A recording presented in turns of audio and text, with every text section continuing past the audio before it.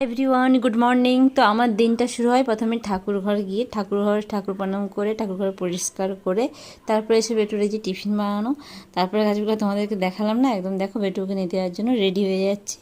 তো রেডি হয়ে গেলাম, তার আগেই দেখো এই যে রান্না করেছি আমের চাটনি, কুঁদরি ভাজা, আর এই যে ভেড়ি আলুর তরকারি আর মাছের ঝাল, এগুলো তরকারি রান্না করেছিলাম। তারপরে বেটুকে আনতে গিয়েছিলাম, এসে খেলাম। তো সন্ধ্যেতে আবার আমার ভাজা মশলাটা শেষ হয়ে গেছিলো, তাই ওটা আবার ঘুরে বানালাম। তো যারা ভাজা মশলার রেসিপি চাও আগের দেখে নেবে, আগের ভিডিওতে আছে। তারপর সন্ধ্যেবেলাকে একটু পড়তে বসালাম, হিন্দি পড়াচ্ছিলাম। দেখো ওকে পড়িয়ে মানে ওকে পড়ানোর আগে তো আমাকে নিজেকে শিখতে হয়েছে। আমি মোটামুটি হিন্দি এখন লিখতে পড়তে সবই পারি, কিন্তু বলতে অতটা থরলি পারি না। তো হঠাৎ দেখি আবার বর বিরিয়ানি নিয়ে হাজির। তো এই যে দেখো এতগুলো প্যাকেট নিয়ে চলে এসেছে। তো নিচে খেলো, বেটুকেও আমি দিলাম, ও খেলো, বেটুকে দিলাম, তারপর আমি নিজেও নিয়ে বসলাম। আর তারপরে মা বাবাও খেলো। আর এই যে রুটি